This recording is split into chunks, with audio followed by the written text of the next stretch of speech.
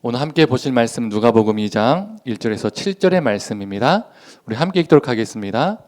그때 가이사 아구스도가 영을 내려 천하로 다 호적하라 하였으니 이 호적은 구련회가 수리아 총독이 되었을 때에 처음 한 것이라. 모든 사람이 호적하러 각각 고향으로 돌아가매 요셉도 다윗의 집 족속이므로 갈릴리 나사렛 동네에서 유대를 향하여 베들레헴이라 하는 다윗의 동네로 그 약혼한 마리아와 함께 호적하러 올라가니 마리아가 이미 잉태하였더라. 거기 있을 때에 해산한 날이 차서 첫 아들을 낳아 강보로 싸서 구유에 누였으니 이는 여관에 있을 곳이 없음이러라. 아멘. 네, 오늘은 성탄절이죠. 우리 고통 가운데 있는 이 땅의 많은 사람들에게 우리 주님의 평화가 임하기를 간절히 소망해 봅니다. 그리고 오늘 잠시 또 우리 예배드리는 어린이들에게 또 잠깐 선물을 준비했어요. 우리 갓 태어날 아기가 있는데 아마 오늘 내일 이렇게 출산할 가능성이 높습니다. 그래서 네, 왔네요. 네. 잠시 우리 선물을 드리는 또 우리 함께 또 오늘 예배에 온 지인도 있는데 또 아이들 선물 좀 이렇게 성탄 선물 준비했습니다. 우리 지훈이, 혜훈이, 우리 선우도 나오고, 네. 그리고 우리 자 나오세요. 자 우리 지훈이, 혜훈이 나오시고, 서우도 나오시고, 자 우리 혜훈이, 그리고 우리 지훈이, 우리 서우도, 네. 그리고 우리 애기 선물 준비했습니다. 우리 남편분께서 엄마가 힘드시니까 산모가 네 들어가 괜찮습니다.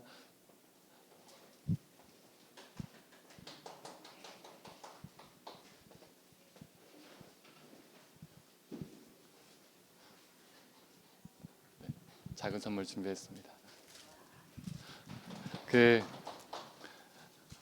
갓 난 아기 용품은 다 준비하신 것 같아서 조금 더 큰 다음에 쓰시라고 네, 선물 준비했습니다.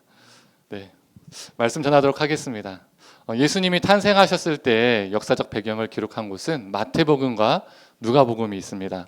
우리가 조금 전 읽었던 누가복음에서는 그 배경이 가이사 아구스도 때임을 말해주고 있죠. 성경에서는 가이사 아구스도라고 번역되어 있지만 보통 우리가 알고 있는 일반 역사에서는 시저 아우구스투스입니다. 많이 들어보셨죠? 이 아우구스투스는 이 본래 이름은 옥타비누스입니다. 그는 기원전 31년에 악티움 해전에서 이 안토니우스와 클레오파트라 많이 들어보셨죠? 이 동맹군의 싸움, 이 동맹군의 전쟁에서 이 안토니우스와 이 클레오파트라의 동맹군을 무너뜨림으로써 로마의 오래된 내전을 끝냈습니다. 그리고 로마의 원로원은 그에게 존엄한 자라는 뜻의 아우구스투스라는 칭호를 붙여줬습니다. 그는 로마의 초대 황자가 되었고 팍스 로마나의 시대를 열었다라고 칭송받는 황제가 되었습니다. 그렇다면 이 팍스 로마나의 뜻이 뭘까요? 이 로마의 평화라는 뜻입니다. 이 로마의 평화는 로마만이 누리는 평화였습니다. 로마를 복종하고 있는, 로마의 지배를 당하고 있는 나라와 민족에게는요 평화가 없었습니다. 그의 통치는 억압적이고 폭력적이었습니다. 로마에 조금이라도 저항하는 사람, 저항하는 민족이나 나라들이 있으면 무자비하고 폭력적으로 다루었죠. 그래서 이 팍스 로마나는 실제로는 평화가 깃든 것이 아니라 폭력성이 내재되어 있었습니다. 폭력을 통한 로마만의 평화를 의미했습니다. 오늘 본문을 보면 로마는 식민지와 식민지 백성을 효과적으로 수탈하기 위해서 제국의 모든 사람에게 호적 등록을 명령했습니다. 요셉과 마리아도 호적을 등록하기 위해서 고향인 베들레헴으로 갔습니다. 우리가 잘 알고 있는 것처럼 마리아는 곧 출산을 앞두고 있었죠. 그들은 머물 곳을 찾았지만 어느 누구도 그들을 맞아주는 사람들이 없었습니다. 결국 우리가 잘 알고 있는 것처럼 짐승의 우리에서 아기 예수님은 탄생하셨죠. 그리고 아기는 짐승의 먹이통인 구유에 눕혀졌습니다. 출산이 임박한 이에게 잠시 머물 곳도 내어주지 않았던 사람들의 무정함이 느껴집니다. 아마도 로마의 압제 속에서 힘든 삶을 살고 있었던 사람들에게는 나 살기도 힘든데 누구를 돌보나, 이런 마음이 컸을 수 있었을 것 같습니다. 그래도 너무나도 무정하죠. 만약에 제가 요셉과 마리아의 입장이라면 마음이 무너졌을 것 같습니다. 제 아내가 곧 출산이 임박했는데 머물 곳이 없어요. 그래서 짐승우리에서 아기를 맞이해야 합니다. 마음이 참으로 아팠을 것 같습니다. 그리고 또 다른 배경인 마태복음에서는 무슨 얘기가 나옵니까? 동방 박사들의 이야기가 나오죠. 마태복음 2장 1절에는 헤롯 왕 때에 동방 박사들이 예루살렘에 이르렀다라고 말하고 있습니다. 동방 박사들은 아기 예수가 태어나는 것을 알았습니다. 그래서 그들은 헤롯 왕에게 찾아가서 유대인의 왕으로 태어나신 이가 어디에 있는지 묻죠. 그리고 우리가 그를 경배하러 왔다라고 말을 합니다. 이 말을 듣고 헤롯의 반응은 어떠했을까요? 마태복음 2장 3절을 보면 헤롯과 온 예루살렘이 소동했다라고 말하고 있습니다. 다른 번역본인 공동 번역에는 헤롯 왕은 당황했고 예루살렘은 온통 술렁거렸다라고 되어 있습니다. 왜 헤롯 왕은 당황했고 온 예루살렘은 술렁거렸을까요? 그 당시 유대인의 왕은 누구입니까? 바로 헤롯이죠.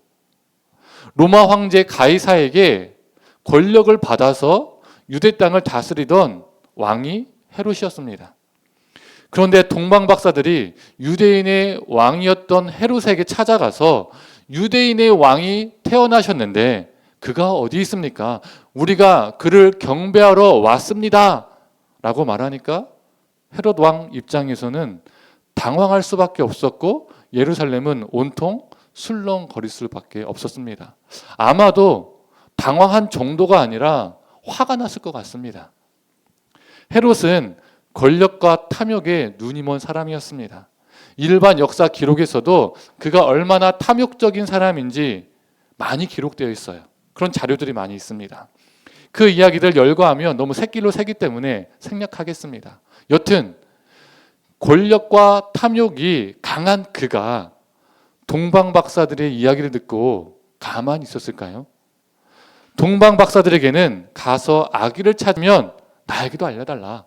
나도 경배하러 가겠다라고 말했지만 그의 속내는 따로 있었습니다. 같은 유대 하늘 아래에 태양은, 두 개의 태양은 있을 수 없죠. 자신만이 태양이어야만 했습니다. 자신의 권력을 누군가와 나눌 수도 없고 빼앗길 수도 없었습니다. 그래서 그가 한 것이 무엇입니까? 베들레헴에서 태어난 2살 미만의 남자 아기들은 다 죽여라 라는 명령을 내렸죠. 너무 잔인하고 폭력적이지 않습니까? 자신의 권력을 유지하기 위해서 수많은 아기들을 잔인하게 죽였습니다. 성도님들, 우리는 성탄절, 크리스마스 하면 어떤 이미지가 떠오르십니까? 가장 대표적인 이미지가 화이트 크리스마스죠. 눈이 오는 낭만적인 성탄절을 많은 사람들이 기대합니다.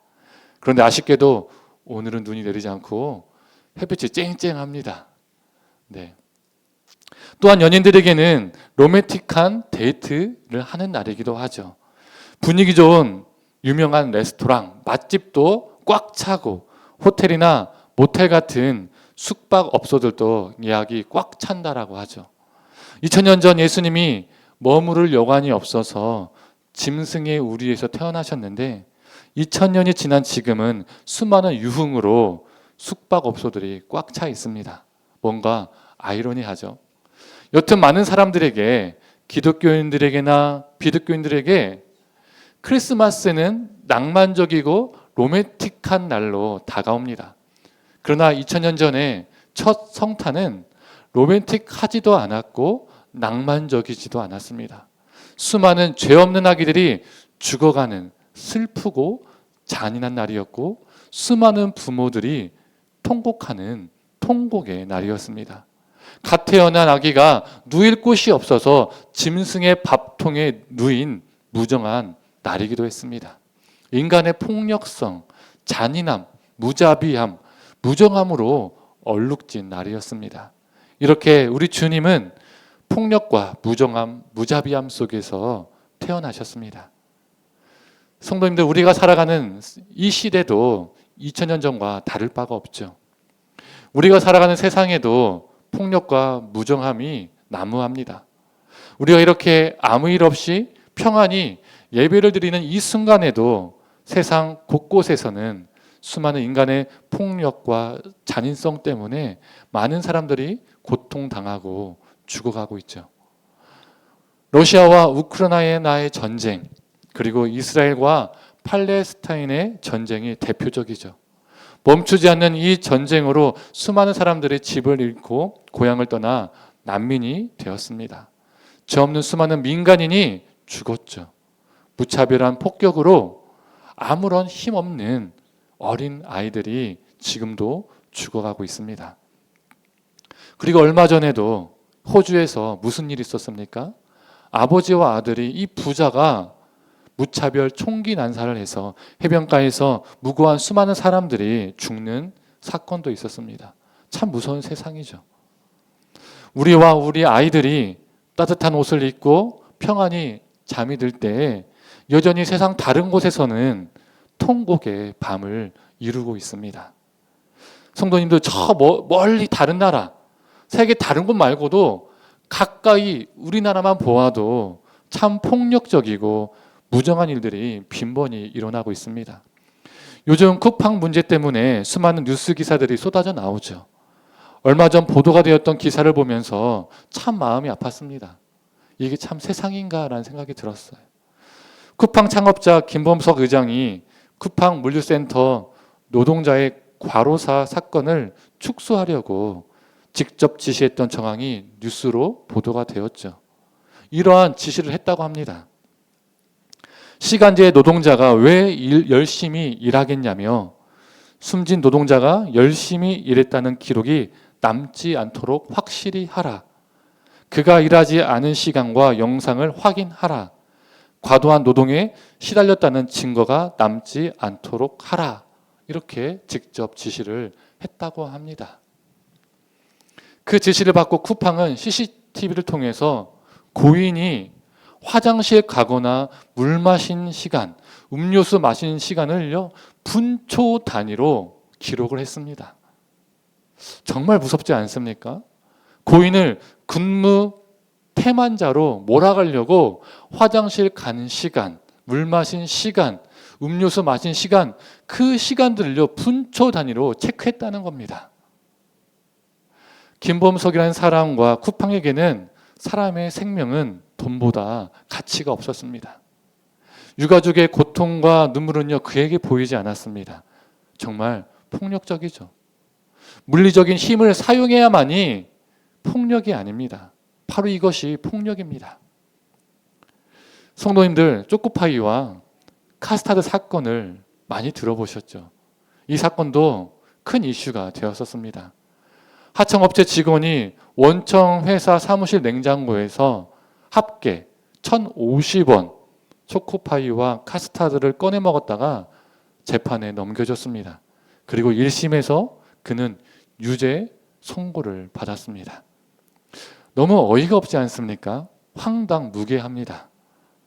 하청업체 직원은 그곳에서 일하는 사람이라면 다 먹어도 되는 줄 알고 초코파이와 카스타드 그 한 개 한 개씩을 먹었다고 해요. 그런데 넌 우리 회사 사람이 아니니까, 하청 직원이니까 먹으면 안 돼. 도둑질 한 거야. 라고 생각해서 재판에 넘긴 겁니다. 초코파이로 고발한 이들도 참 무정합니다. 약자에 대한 갑질이죠. 그게 그렇게 아깝습니까?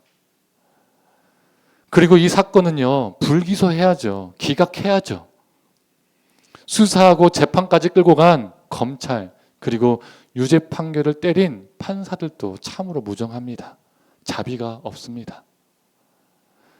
다행히도 이 사건이 언론을 통해서 보도되고 법원과 검찰을 향한 비판의 소리가 커지자 항소심에서는 무죄를 선고했습니다. 성도님들, 우리가 살아가는 세상에는 제2의 아구스투스, 제 헤롯이 여전히 존재합니다. 작은 자들에게 긍휼과 자비를 베풀기보다는 사람을 수단화하고 사람을 비인간화하는 사람들이 참으로 많이 있습니다.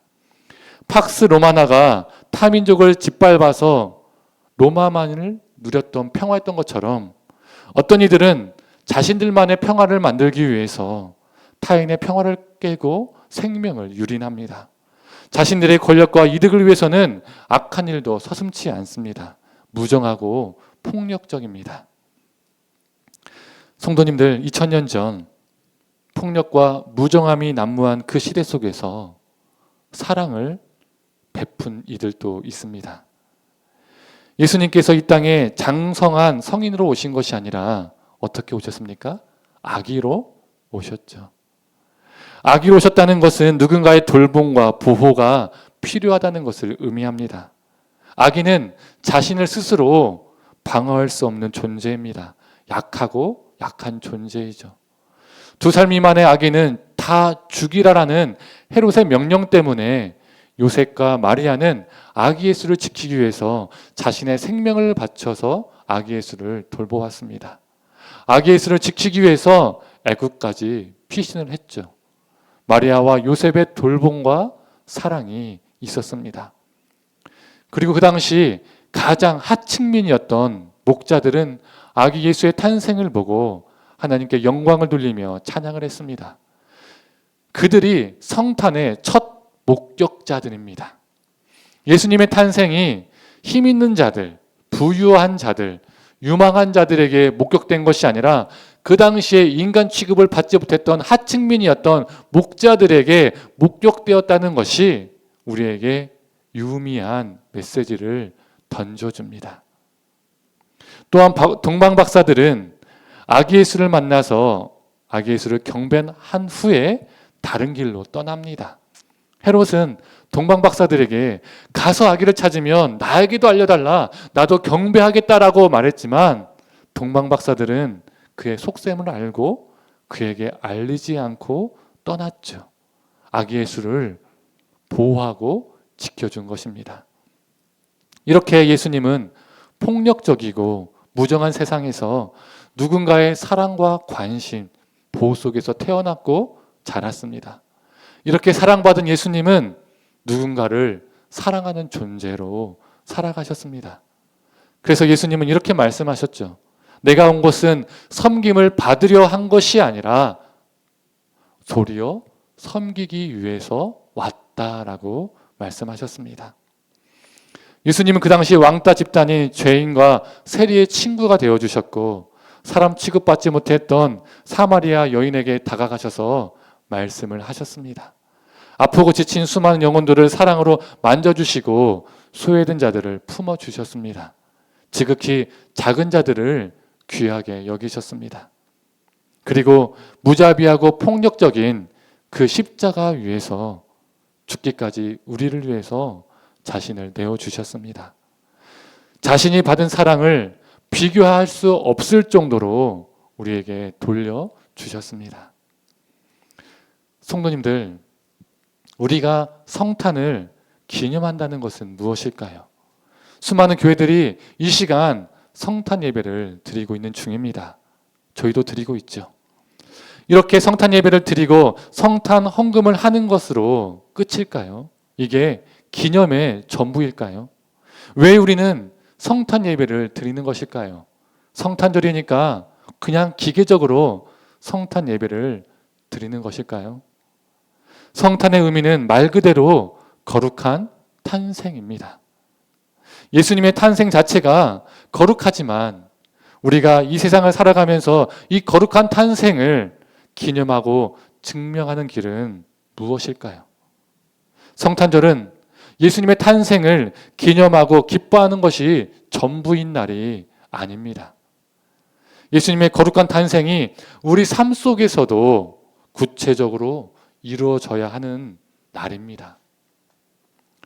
성탄절이 우리만의 자축 행사가 되지 않으려면, 이 성탄이 온 세상에 기쁜 소식이 되려면은 이 세상의 폭력, 무자비함, 무정함을 거부하고 저항하며 서로 사랑하며 사는 것입니다. 연약하고 작은 자들을 돌보며 사는 것입니다. 학대받은 아동들, 부모가 없는 아이들, 한부모 자녀들, 방황하는 청소년들, 꿈을 잃은 청년들, 깨어진 가정들, 경제적으로 여전히 고통받는 이들, 실업자들, 노숙인들, 그리고 빈곤한 독거노인들, 삶이 무너진 수많은 사람들이 다 열거할 수 없을 정도로 너무나도 많이 있습니다. 우리가 이렇게 성탄 예배를 드리는 이 순간에도 교회 밖 어디선가 누군가는 여전히 아파하고 고통하며 신음하고 있다는 것을 우리는 잊지 말아야 합니다. 성도님들, 우리가 살아가는 세상에는 제2의 아구투스, 제2의 헤롯이 여전히 존재한다라고 언급했었지요. 이런 세상에서 누가 필요할까요? 제2의 요셉과 마리아, 제2의 동방박사들, 제2의 목자들이 필요합니다. 우리가 제2의 요셉과 마리아, 동방박사, 목자들이 되기를 간절히 소망합니다. 우리의 사랑과 관심, 그리고 작은 섬김으로 우리에게 너무나 기쁜 이 성탄이 누군가에게도 기쁜 성탄이 되기를 간절히 소망해 봅니다. 이제 말씀을 정리하겠습니다. 제가 평일에 일하는 곳은 헝겊, 원숭이, 온둥, 분부입니다. 이곳에서 매년 겨울마다 절대 선물이라는 프로그램을 진행합니다. 이게 뭐냐면 초등학교에서 중학교로, 중학교에서 고등학교로, 고등학교에서 대학교로 상급 학교에 진학하는 친구들 중에서 어려운 형편이 있는 친구들이 있는데 그 친구들에게 생활용품을 지원합니다. 다니던 학교를 졸업하고 새로운 상급 학교로 진학하는 아이들에게는 필요한 물품들이 참 많이 있잖아요. 그래서 신발이 낡은 아이들에게 신발을, 또 점퍼가 없는 아이들에게는 점퍼를, 이렇게 필요한 물품들을 사줍니다. 절대 선물 모금글을 보고 한 분이 저희 단체에 전화를 주셨습니다. 놀라는 말투로 이런 말씀을 하셨어요. 올리신 글들이 진짜냐? 지금이 어느 시대인데 아직도 이렇게 어렵게 사는 아이들이 있느냐? 라고 물으셨습니다. 그리고 대답해 드렸습니다. 네, 여전히 있습니다. 넉넉하지 못한 형편 때문에 상급 학교를 준비하는데 어려움 있는 아이들이 지금도 이 시대에도 여전히 있습니다. 작년에 절대 선물을 받았던 아이가 감사 편지를 저희 단체에 보내왔었는데 제가 부분만 요약해서 읽어드리겠습니다. 짧습니다. 새 가방, 새 실내와 새 필기구 등을 사고 싶은 마음은 제 마음 어디다가 꾸역꾸역 숨기기 바빴습니다. 부모님에게 이야기하자니 부담이 되실 것 같고 막막했습니다. 이렇게 끙끙 앓던 저에게 후원을 해주셔서 감사합니다. 제 세상에 빛을 내어주셔서 감사합니다. 저는 세상에 빛을 내어주셔서 감사합니다라는 이 글귀가 감동적이면서도 마음이 아팠습니다. 그 아이에게는 세상에 비쳤던 겁니다. 그 후원금이, 후원 물품이. 성도님들, 오늘 성탄절 감사헌금과 지난 주일 21일부터 한 주 동안 드려진 헌금 전액은 절대 선물이 필요한 아이들에게, 그리고 군포시에 있는 미혼모 시설 새싹들의 집을 후원하는 데 사용하겠습니다. 예수님의 탄생을 기념하는 성탄절에 미혼모와 그 아기들을 돕는 데, 그리고 진학하는 아이들을 돕는 데 사용하는 것은 참 의미 있는 일이라고 생각이 듭니다. 혹 금액이 너무나도 적게 모인다면 예비비에서 보태어서 후원하도록 하겠습니다. 성도님들, 오늘은 성탄절입니다. 성탄절은 예수님의 거룩한 탄생이 우리 속에서도 이루어져야 하는 날입니다. 성탄절이 우리만의 자축 행사가 되지 않고 이 성탄이 이 땅에 연약하고 소외된 이들에게도 기쁜 소식이 되기를 간절히 소망합니다. 폭력, 무자비함, 무정함이 넘쳐나는 이 세상에서 서로 사랑하며 이 세상을 조금 더 따뜻한 세상으로, 조금 더 행복한 세상으로 만들어가는 성탄을 삶으로 살아내는 우리가 되기를 간절히 축원합니다. 시간 함께 찬양하고 기도하도록 하겠습니다.